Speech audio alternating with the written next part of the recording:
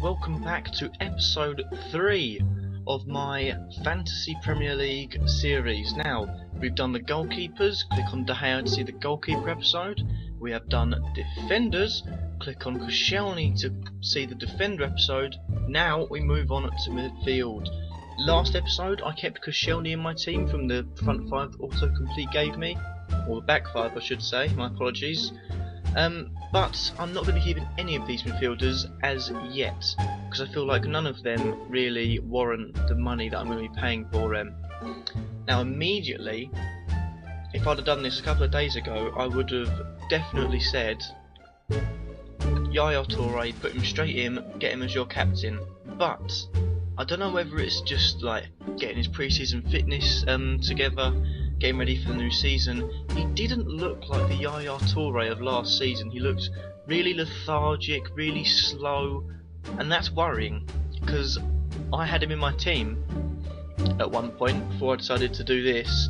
But at the moment, I'm going to leave him on the sidelines because I think it's not worth taking the risk as of yet. But what do I want to look for in a midfielder? What do you want to look for in a midfielder? Well, first of all, I feel like you need balance. I feel like you can't just shove 5 players into a team that are all attacking, or 5 players into a team that all do the same thing. I feel like you've got to have a little bit of balance in your team. Walcott and Lallana, players that are injured, I would keep out. One player that I would keep your eye on though is Markovic. I feel like he's injured at the moment, that's why he's not getting selected, and that's why I'm not going to select him. But he could be a good player, and I feel like in the future he could be a good signing for Liverpool, or he could be a flop. He won't be in the average, he won't be an average player, does an average job. He'll be really good, or just be an absolute flop. But player number 1 I want to get in is David Silva. I know it would be, you know, everyone would pick him because he's really good, but he's got quality, you know, and he didn't start on the Community Shield. He came on, but when he came on, you know, you saw his passing and he just barely put a foot wrong. It's just a shame that, you know, the team didn't play with him. Again, looking at last season performances, Ramsey, he scored for Arsenal. I'm debating whether to put him in or not. I'm going to leave it out for the moment because that's 9 million, that's 18 million of my budget spent on 2 players, which is, it's risky, but if they both play well, it would be worth it. But looking down here, I'm not seeing anyone that's jumping out at me. One player that I do want to get, and I want to look for him down this place, is, I believe, there he is, Nemanja Matic. 5.5 million I think for Chelsea is an absolute steal, because he is an absolute monster, you know. And last season I think he was brilliant personally for the time he was here, because he's like Mikel but better than Mikel. He does a job, I suppose, a good holding midfielder, like any good holding midfielder. Sort of the job that if Jones was moved out to defence from the defence from the field, he would do. So Matic for 5.5 million, absolute steal, must have. Now back onto all player, or just gone to midfielders actually. Again, there's no one who, De Jong's a midfielder. If he had scored quite a few that season, that would have been worth playing, but no, I wouldn't put De Jong in your team, and plus he's got injury at the moment.